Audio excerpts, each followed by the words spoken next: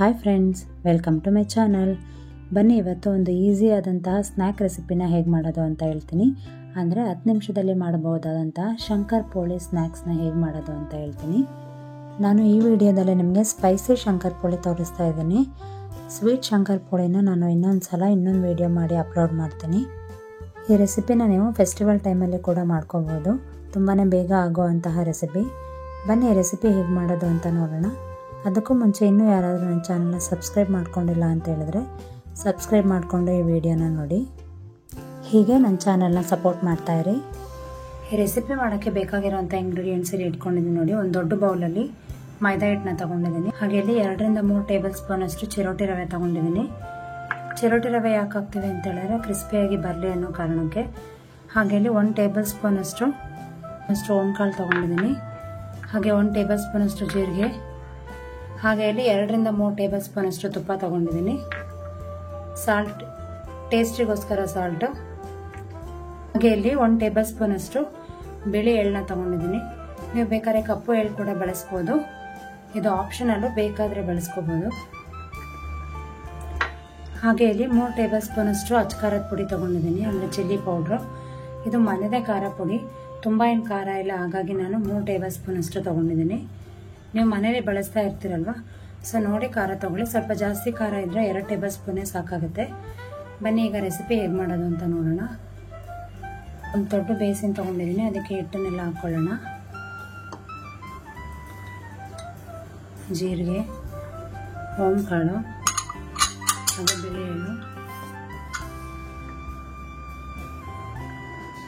ಚಿರೋಟಿ ರವೆ, ಹಾಗೆ ನೋಡಿ ಸಾಲ್ಟು ಮತ್ತು ಅಚ್ಚಕಾರದ ಪುಡಿ.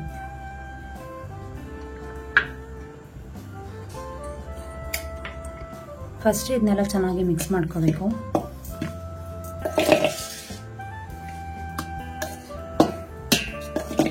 ಇದು ನಿಮಗೆ 10 ನಿಮಿಷದೆಲ್ಲ ಆಗೋಗುತ್ತೆ ರೆಸಿಪಿ.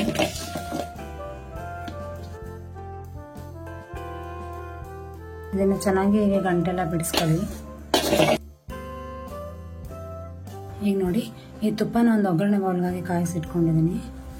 ಇದು ನೋಡಿ ಈಗ ಹಾಕ್ಕೋಬೇಕು. ಇಲ್ಲಿ ನೋಡಿ ನೊರೆ ಬರ್ತಿದ್ದಿಲ್ಲ, ಹೀಗೆ ಬರಬೇಕು.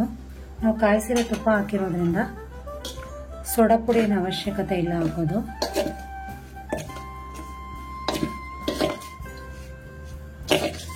ನಾನು ಬಿಸಿ ಇರೋದ್ರಿಂದ ಹೀಗೆ ಒಂದು ಸ್ಪ್ಯಾಚುಲಾದಲ್ಲಿ ಮಿಕ್ಸ್ ಮಾಡ್ಕೊಳ್ತಿದ್ದೀನಿ. ನೋಡಿ ಕೈಯಲ್ಲಿ ಚೆನ್ನಾಗಿ ಮಿಕ್ಸ್ ಮಾಡ್ಕೊಳ್ತೀನಿ. ಹೀಗೆ ಪ್ರೆಸ್ ಮಾಡಿ ತುಪ್ಪ ಎಲ್ಲ ಚೆನ್ನಾಗಿ ಹಿಟ್ಟಿಗೆ ಹಿಡಿಬೇಕು. ಹಾಗೆ ಪ್ರೆಸ್ ಮಾಡಿ ಕಲಿಸ್ಕೊಳ್ಳಿ. ಈಗ ನೋಡಿ ಸ್ವಲ್ಪ ಸ್ವಲ್ಪನೇ ನೀರು ಹಾಕೊಳ್ತಾ ಚಪಾತಿ ಹಿಟ್ಟಿನಷ್ಟು ಅದಕ್ಕೆ ಕಲಿಸ್ಕೋಬೇಕು.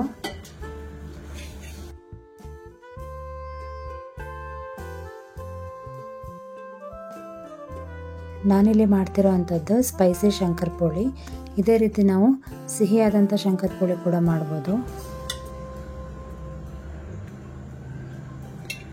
ಈಗ ಸ್ವಲ್ಪ ಎಣ್ಣೆ ಹಾಕಿ ಮತ್ತೆ ಒಂದ್ಸಲ ಚೆನ್ನಾಗಿ ನಾದ್ಕೊಳ್ಳೋಣ.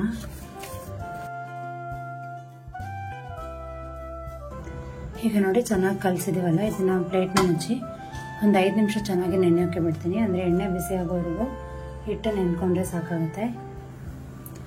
ಈಗ ನೋಡಿ ಹಿಟ್ಟು ಇಷ್ಟ ಆದರೆ ಏನಂದರೆ ಸಾಕಾಗುತ್ತೆ. ಈಗ ಚಪಾತಿ ಎಲ್ಲ ಲಟ್ಟಿಸ್ತೀವಲ್ಲ, ಅದಕ್ಕಿಂತ ಸ್ವಲ್ಪ ಜಾಸ್ತಿ ಹಿಟ್ಟನ್ನು ತಗೊಂಡು ಒಂದು ದೊಡ್ಡ ಉಂಡೆ ಮಾಡಿಕೊಂಡು ಚೆನ್ನಾಗಿ ಹೀಗೆ ಉಂಡೆ ಮಾಡ್ಕೊಳ್ಳಿ. ಈಗ ನಾವು ಮಣೆ ಮೇಲೆ ಸ್ವಲ್ಪ ಹಿಟ್ಟು ಹಾಕ್ಕೊಂಡು ಚೆನ್ನಾಗಿ ಲಟ್ಟಿಸ್ಕೋಬೇಕು. ಅಂದರೆ ತುಂಬ ತೆಳುವಾಗಿ ಲಟ್ಟಿಸ್ಕೋಬೇಕು. ಇದನ್ನು ನೀವೇನಾದ್ರು ಮಂದವಾಗಿ ಸ್ವಲ್ಪ ದಪ್ಪಕ್ಕೇನಾದ್ರು ಲಟ್ಟಿಸ್ಕೊಂಡ್ರೆ ಕ್ರಿಸ್ಪಿಯಾಗಿ ಬರೋದಿಲ್ಲ, ತುಂಬ ದಿನ ಇಡೋಕ್ಕೂ ಆಗೋದಿಲ್ಲ. ಹಾಗೇನಾದರೂ ಮಾಡ್ಕೊಬಿಟ್ರೆ. ಸೊ ನೀವು ನೋಡಿಕೊಂಡು ಆದಷ್ಟು ತೆಳುವಾಗಿ, ಎಷ್ಟು ತೆಳುವಾಗುತ್ತೋ ಅಷ್ಟು ತೆಳುವಾಗಿ ಹರ್ಕೋಬೇಕು. ಹೀಗೆ ಸ್ವಲ್ಪ ಹಿಟ್ಟನ್ನ ಹಾಕ್ಕೊಂಡು ನೀವು ಚಪಾತಿ ಎಲ್ಲ ಹರ್ಕೋತೀವಲ್ಲ ಹಾಗೆ ಹರ್ಕೋಬೇಕು. ಮೇಯ್ನ್ ಇದರಲ್ಲಿ ನೀವು ಎಷ್ಟು ಚೆನ್ನಾಗಿ ತೆಳುವಾಗಿ ಹರ್ಕೋತೀರ ಅಷ್ಟು ಕ್ರಿಸ್ಪಿಯಾಗಿ ಬರುತ್ತೆ. ಇದೇ ರೀತಿ ನಾವು ಸ್ವೀಟ್ ಶಂಕರ್ ಪೋಳಿ ಕೂಡ ಮಾಡ್ಕೊಬೋದು. ಅದನ್ನು ನಾನು ಇನ್ನೊಂದು ವಿಡಿಯೋದಲ್ಲಿ ಯಾವಾಗಾರ ತೋರಿಸ್ತೀನಿ. ನೋಡಿ ಹೀಗೆ ಮಣೆ ಪೂರ್ತಿ ತೆಳುವಾಗಿ ಲಟ್ಟಿಸ್ಕೋಬೇಕು.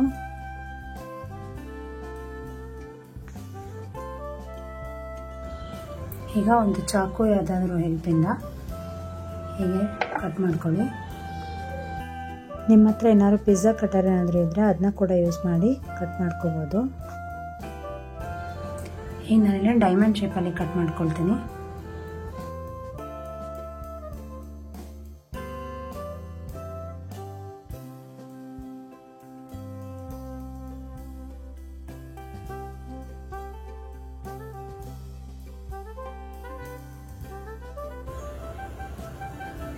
ಈಗ ಎಣ್ಣೆ ಕಾದಿದೆ ಅಂತ ನೋಡೋಣ. ಸ್ವಲ್ಪ 8 ಪೀಸ್ ಹಾಕಿ ನೋಡಿಗೆ ಚೆಕ್ ಮಾಡ್ಕೊಳ್ಳಿ. ಈಗ ಎಣ್ಣೆ ಬಿಸಿಯಾಗಿದೆಲ್ಲ, ಇಷ್ಟಾದರೆ ಸಾಕು. ಈಗ ನಾವು ಮೀಡಿಯಂ ಫ್ಲೇಮ್ಗೆ ಇಟ್ಕೊಂಡು ಮಾಡ್ಕೋಬೇಕು. ಈಗ ನೋಡಿ ಒಂದೊಂದೇ ಪೀಸಸ್ನ ಹಾಕ್ಕೊಳ್ತಾ ಬರ್ತೀನಿ.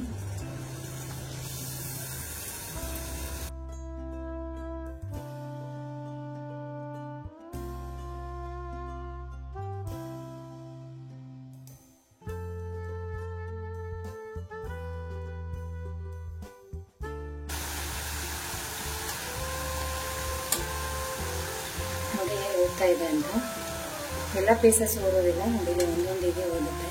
ಅದಕ್ಕೆ ಹೇಳಿದ್ದು ಹಿಟ್ಟನ್ನು ಆದಷ್ಟು ತೆಳ್ಳಗೆ ಲಟ್ಟಿಸ್ಕೋಬೇಕು ಅಂತ. ಹಾಗೆ ತುಂಬ ಗೋಲ್ಡನ್ ಬ್ರೌನ್ ಕಲರ್ ಬರೋವಷ್ಟು ಕೂಡ ಫ್ರೈ ಮಾಡ್ಕೋಬೇಡಿ. ಜಸ್ಟ್ ಇಷ್ಟು ಬಿಸ್ಕೆಟ್ ಕಲರ್ ಬಂದರೆ ಸಾಕಾಗುತ್ತೆ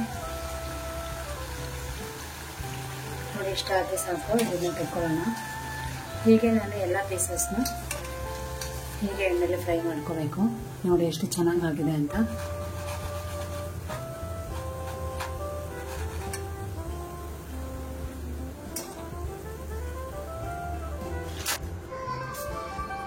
ನೋಡಿ ಇಷ್ಟು ತೆಳ್ಳಗೆ ನಾನು ಹಾರ್ಕೊಂಡಿದ್ದೀನಿ.